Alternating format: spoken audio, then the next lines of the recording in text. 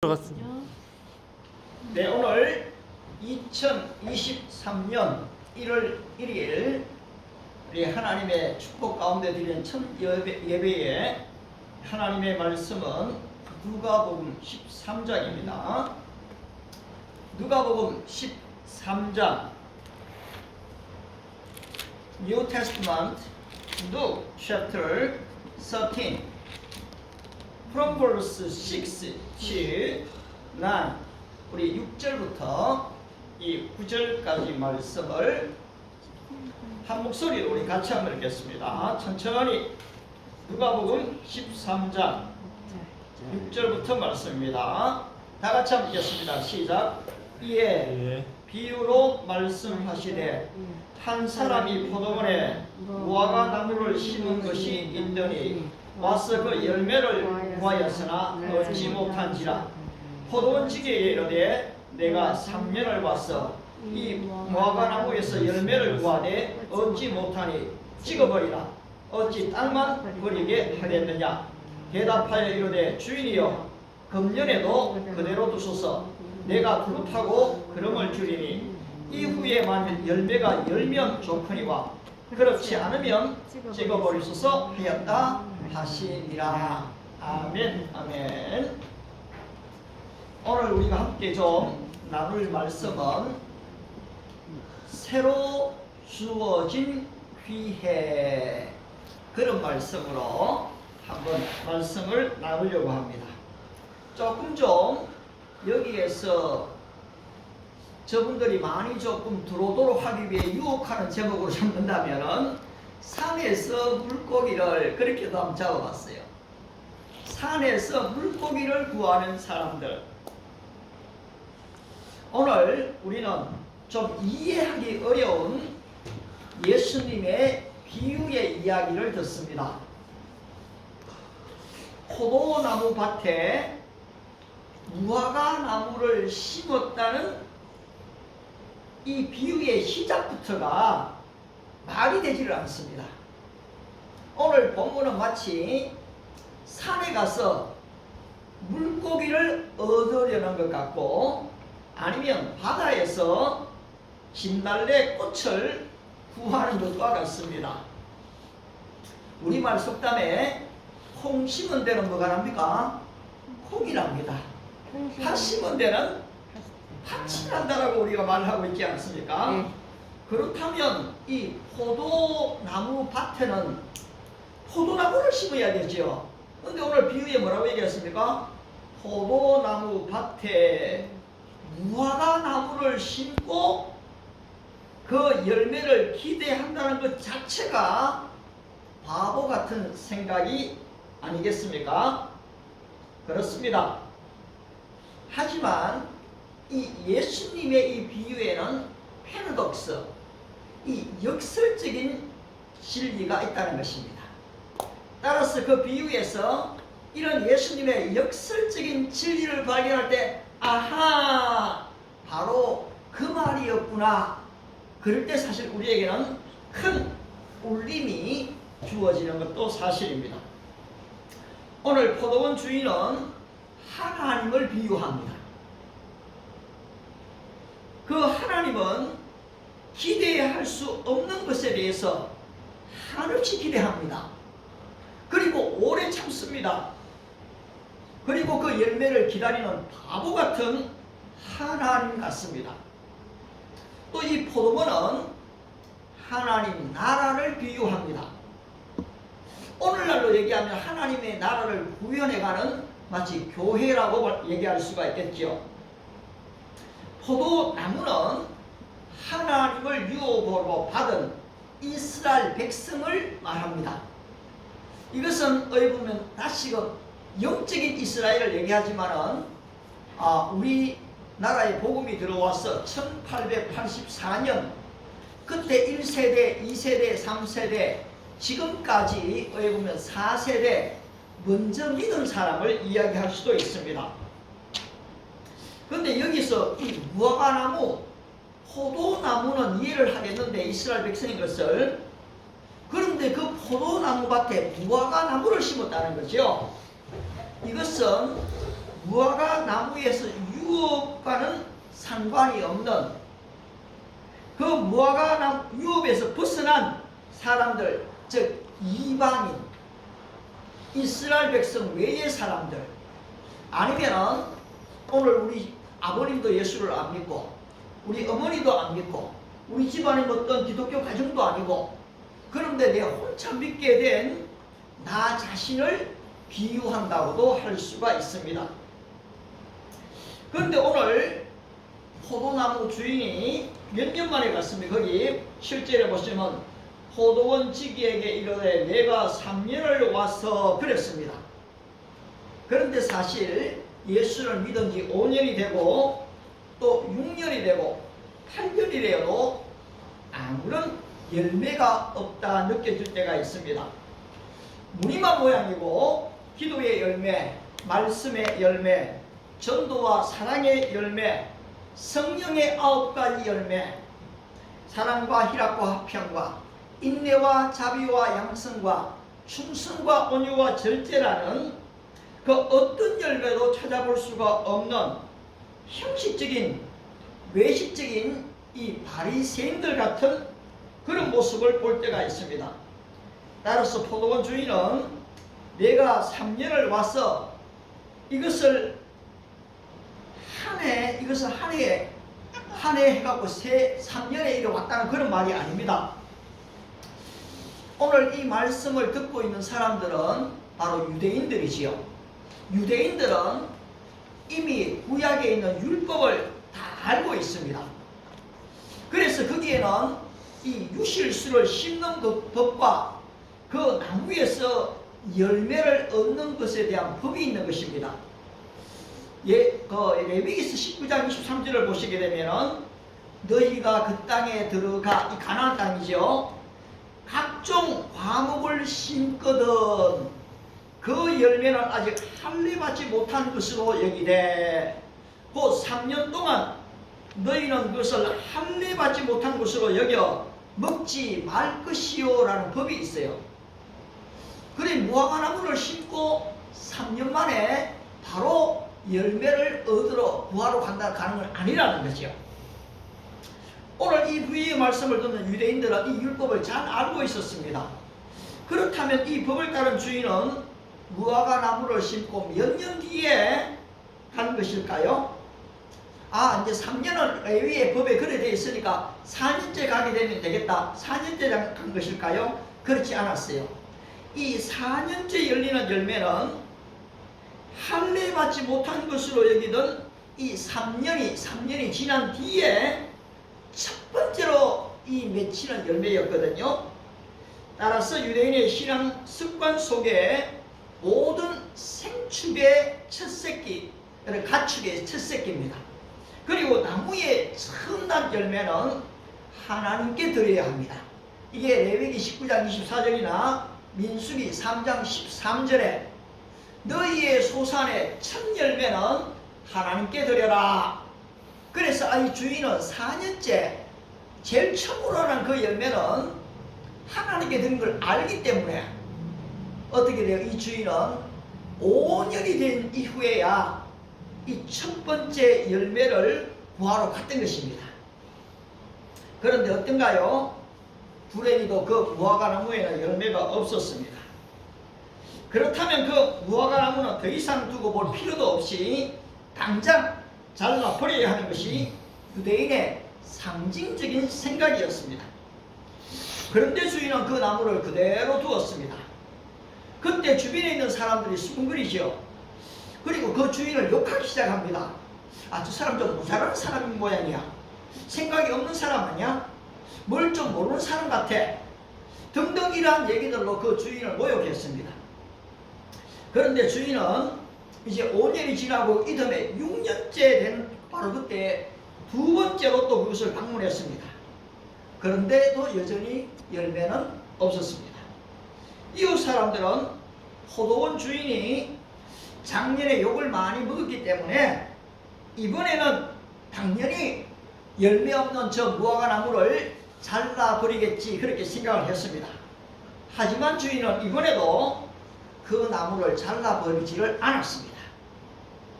사람들이 이번엔 더욱 심하게 욕을 합니다.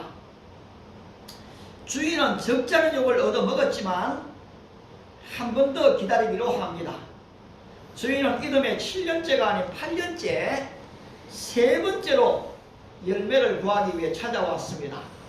왜냐하면 7년째 되는 바로 이때는 무화과 나무나 아니면 그 밭 땅이 안식년째이기 때문에 주인은 충분히 기다린 이후 8년째 세 번째로 찾아온 것입니다. 주인이 포도원에 들어섰을 때 무화과 나무는 크게 자라 있었습니다. 그리고 줄기에는 많은 잎사귀가 맺어 있었습니다.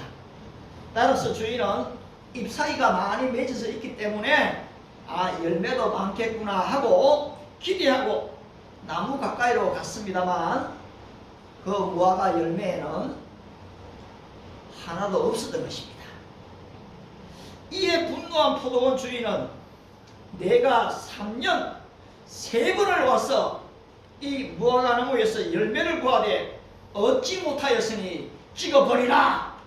어찌 땅만 버리느냐? 이때 포도나무 과원지기가 등장을 합니다. 주인님, 금년에도 한 번만 더 그대로 두어 주십시오. 제가 땅을 두릅하고 그름을 주겠습니다. 만약 이렇게 한 후에 열매가 열면 좋겠지만 만일 그렇지 않으면 이 무화과 나무를 찍어버리소서. 여기서 우리는 불같이 진노하는 주인의 앞을 가로막는 한 충성스러운 과원지기를 보게 됩니다. 그는 불같은 주인의 진노를 그의 십자가의 피로 잠잠하게 만드신 예수님을 비유하고 있는 것입니다. 당장 도끼로 찍어서 그 나무를 불태워 지옥불에 던져야 할 심판받기에 이 합당한 이방인이었지만은 예수님의 겟세마네 기도와 십자가 위에서의 기도, 아버지여 저들의 죄를 용서하여 주옵소서. 저들이 무엇을 하고 있는지 알지 못하나이다. 그런데 이 사랑의 예수님께서 예루살렘을 마지막으로 방문하신 그 기간에 길가에 무화과 나무를 보게 됩니다. 근데 잎이 무성했습니다. 그런데 가까이 가보니까 열매를 좀 찾았지만 열매가 없었습니다. 여러분, 그때 예수님이 어떻게 하셨습니까? 마태복음 21장 19절을 보시면은 내가 이제부터 영원까지 열매를 맺지 못하리라 무화과 나무를 저주해 버렸습니다. 그렇게 되니까 이 무화과 나무가 뿌리부터 말라버립니다. 그리고 죽게 된 사건을 우리가 보게 됩니다. 아니, 왜 예수님께서 무화과 철도 아닌데 그렇게 하신 것일까요? 이것은 또한 잎만 우성하고 열매 없는 무화과 나무는 썩어 냄새나는 그 무덤에다가 하얀 회를 칠한 이 위장된 외식하는 서기관들을 말하고 있는 것입니다. 잎이 무성하고 아무 열매가 없었던 이 나무는 제철도 아닌데 마치 열매가 가득한 것처럼 사람들을 속였고 실망시켰습니다. 바로 이것은 당시에 이 바리새인들, 대제사장들, 이 율법주의자들, 이런 형식주의자들을 말하고 있었던 것입니다. 오늘 이 비유는 앞서 나온 3절, 우리가 본문 13장 1절을 보게 되면 거기에 두 가지 비유가 더 나옵니다. 하나는 이 빌라도 총독이 당시에 지금 그 반란을 일으키는 사람들을 잡아서 그 피를 흘리게 만들었습니다. 그리고 또 제물, 제사, 6월절 제사 드릴 때 그 피를 섞어버렸습니다. 이 얘기를 들었을 때 예수님께서 그래, 그렇게 죽은 사람들이 너희보다 죄가 더 많아서 그런 줄 아느냐? 만일 너희도 회개하지 아니하면 이와 같이 되리라. 그런데 실로암에 또 이 망대가 무너졌죠. 우리가 지난번 이 이태원에서 사람들이 넘어져서 200여 명의 사람들이 다치고 죽었습니다. 그 사람들은 우리보다 죄가 더 많기 때문에 할로윈데이에 그런 데 가면 안 되는데 그 죄가 더 많았기 때문에 죽은 것일까요? 오늘 예수님이 계시다면 그렇게 말씀하실 겁니다. 실로암의 망대에서 죽은 18명의 사람이 너희보다 죄가 더 많아서 죽은 줄 아느냐? 만일 너희도 회개치 아니하면 이 사람같이 되리라, 그렇게 말하셨던 것입니다. 사랑하는 우리 믿음의 식구 여러분, 오늘 저와 여러분들은 어떻습니까? 오늘 중보자 예수님의 강구가 있지 않습니까? 주인이여 금년에도 그대로 두소서. 시인은 노래했습니다. 주께서는 병에 받을 이시니 주께서 한번 노하실 때 누가 주의 목전에 서리까? 여러분, 하나님이 한번 노해버리시면 주 앞에 설 자가 아무도 없는 것입니다. 하나님이 한번 불어버리시면 여러분 그 주님 앞에 설 자가 없습니다. 저는 이번 주간에 그냥 늘 TV에서 보던 빙하가 녹아내린다, 그리고 또 미국에 눈이 너무 많이 왔다, 지난 작년 8월 달에 유럽에 온도가 45도 정도 올라갔다, 그냥 뉴스로서만 그냥 알았습니다. 그리고 작년 9월 달에 우리나라에도 부산에 흰남도가 왔거든요. 그런데 이게 초속 지금 200km가 됩니다. 저는 이게 이렇게 뉴스가 와도 초속 200km라는 게 영향이 얼마인지를 잘 몰랐어요. 근데 여러분, 제일 약풍이 태풍 초속 30입니다. 초속 195가 되어지면 여러분 건물이 붕괴됩니다. 초속 120이 되어도 사람들이 날아가고 돌덩이 바위가 날아갑니다. 그런데 초속 200km가 되니까 어떻게 됩니까? 이 건물들이 무너지게 된다는 것입니다. 근데 빙하가 녹아내림으로 어떻게 됩니까? 여러분들 해수가 점점 올라갑니다. 그래 일본이 잠긴다, 영국이 잠긴다 하는 말을 그냥 들었어요. 그런데 알고 보니까요, 이 보통 일이 아니에요. 정말 보통 일이 아니었어요. 예. 정신 차려야 됩니다. 오늘 이 기후를 보면서 정신 차려야 됩니다. 지금 우리나라는 굉장히 안전지대처럼 지금 보여지는 것도 사실이에요. 그런데 여러분, 태풍이 한번 불어버리면 어떤 누구도 안전하지 않습니다. 그때 다행히 흰남도가 잠깐 옆으로 비켜갔기 때문에 그래도 살만했습니다. 따라서 오늘 이 시인은 그렇게 얘기한 것입니다. 주께서 한번 노하실 때에 누가 주의 목전에 서겠습니까? 그런데 오늘 시인은 우리의 죄를 따라 우리를 처벌하지 아니하시며 우리의 죄악을 따라 우리에게 그대로 갚지 아니하셨으니 동이 서에서 먼 것 같이 우리의 죄과를 십자가의 보혈로 멀리 옮기셨으며 라고 얘기했습니다. 오늘 여러분들이 이제까지 신앙생활하고 하면 어떻습니까? 하나님이 여러분의 죄를 다 아시고 아시죠? 저는 몰라요. 하나님은 또 저의 죄를 또 다 아시죠? 저는 알죠. 그런데 내가 지은 죄대로 하나님이 한번 심판해 버리셨다면 오늘 내가 과연 있을 수 있는 것일까요? 우리 어린애들하고 대화를 해봅니다. 내가 그 애가 지은 잘못을 압니다. 거짓말을 압니다. 근데 걔는 나 안 했어요, 안 했어요 얘기합니다. 근데 여러분, 우리가 걔한테 뺨을 때리거나 나쁘다고 얘기합니까? 그렇지 않습니다. 그렇게 다 해버리면은 그 애는 자라갈 수 없는 것입니다.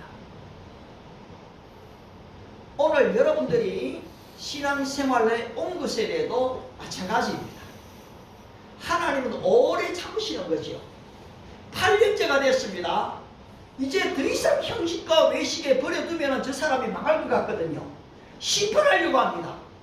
그런데 예수님이 한 번 더 등장합니다. 주인님, 금년에도 한 번만 더 그대로 두십시오.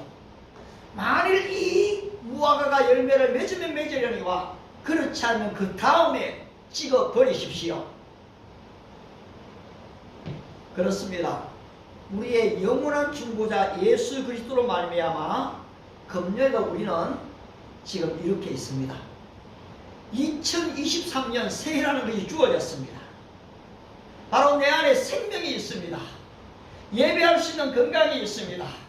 그리고 뭔가 새로운 기회가 내한테 주어지고 있는 것입니다.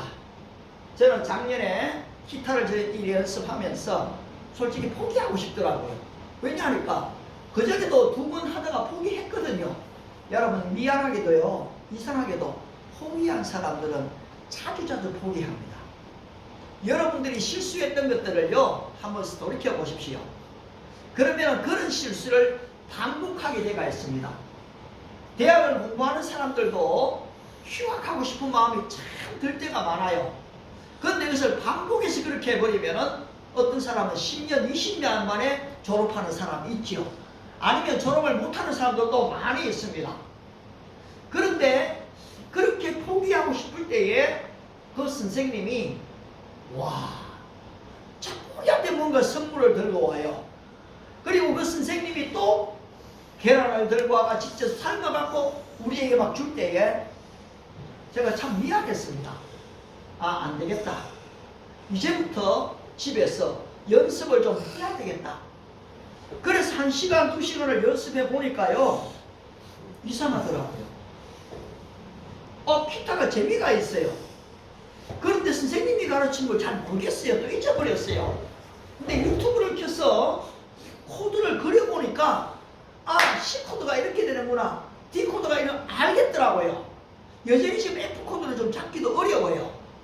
그렇지만은 조금씩 연습하니까 이제는 여기 손등에요 굳은살이 좀 박혔어요.